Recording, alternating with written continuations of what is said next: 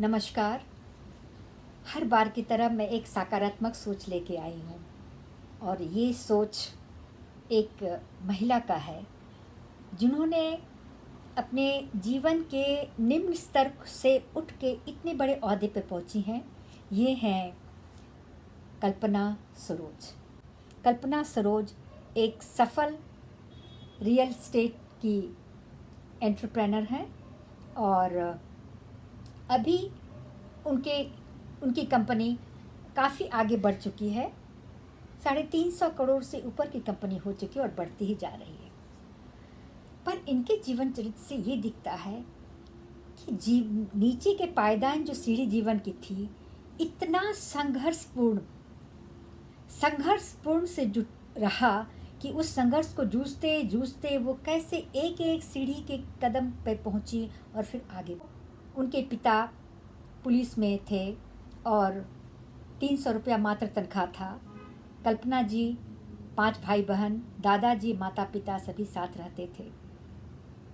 बड़ी कर कसर से जिंदगी चलती थी।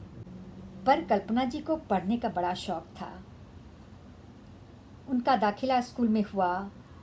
6-7 क्लास ही पढ़ पाई कि उनके मामा के कहने पे उनकी शादी की गई, क्योंकि उस ज़माने में लड़कियों का काम घर संभालना और बच्चे पैदा करना यही था।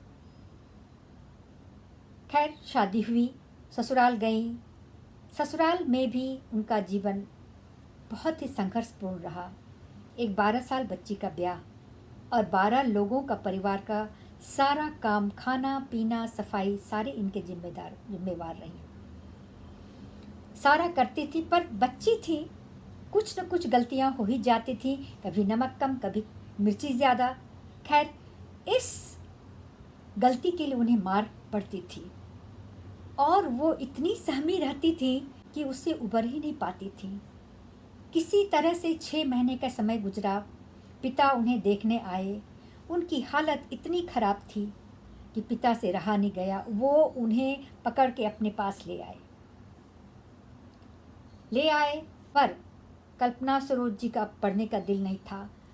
भावनाओं से वो पीड़ित रहती थी। एक कॉम्प्लेक्स सा हो गया था। वो सोचती थी कि मुझे मर ही जाना अच्छा है। एक दिन ऐसा हुआ, टिक 20 की 3 बोतल जहर खाई। गाज आने लगा, फेना आने लगा, हॉस्पिटलाइज में। खैर, किसी भी तरह से निगरानी से बच गई। तो लोगों ने, अगल बगल लोगों ने क्या कहा, तुम्हारे माँ बाप की कितनी बदनामी होती। तब उन्हें लगा कि मरना भी मेरे लिए बहुत मुश्किल है, मतलब मर के भी हम माँ बाप को दुख ही देंगे। फिर उन्होंने सोचा क्यों नहीं कोई तरकीब सोची जाए। पिता ने उन्हें पुनः दाखिला करा दिया, पर उनका मन न लगा। वो कभी पुलिस में जाने का सोचती, कभी आर्मी में भर्ती होने का सोचती, नर्सिंग ट्रेनिंग के लिए चलना चाहती। लेकिन उनका उम्र और उनकी पढ़ाई, जो शिक्षा का जो क्लास था, वो 10वीं भी पास न कर सकी थी। तब उन्होंने सोचा कि जीना ही है तो क्यों कुछ करके न जिए। ये बात उनकी समझ में उस समय आ गई। उन्होंने ना पढ़ाई देखा ना बढ़ाई देखा। वो अपने मम्मी से, पिता से बोली, भाई हमें तो कुछ करना है, हमें बॉम्बे भेजो, वहाँ कोई कपड़े की दुकान में मैं सिलाई विलाई चला लूँगी। हाउजरी के इसमें काम मिला, मात्र 2 रुपया रोज़ का, हेल्पर के रूप में। और जब कारीगर जब जाते थे छुट्टी में, तो वो मशीन चला के कुछ सीखती थी। धीरे धीरे वो कारीगर का काम करने लगी। इसी तरह से एक फर्नीचर का शोरूम वो किसी भी तरह से खरीदने के बाद उससे कुछ इनकम हुआ और इसी तरह से उन्होंने एक ज़मीन खरीदा, जो कि उनका टर्निंग पॉइंट रहा। वो ज़मीन लिटिगेशन में था, उन्हें पता नहीं था। फिर उस ज़मीन को उन्होंने बड़ी मुश्किल से छुड़ाया। 1.5 साल में उसकी कीमत 50 लाख हो गई और फिर पार्टनरशिप से वो काम करके आज रियल एस्टेट में पहुंची। इतनी कहानी ये मैजिकल है, सुन के दिल खुश हो जाता है। पर संघर्ष की सीढ़ियों में चढ़ते चढ़ते उनका मनोबल और भी ज़्यादा स्ट्रॉन्ग, हिम्मत भरी हो गई और वो आगे बढ़ती ही गई।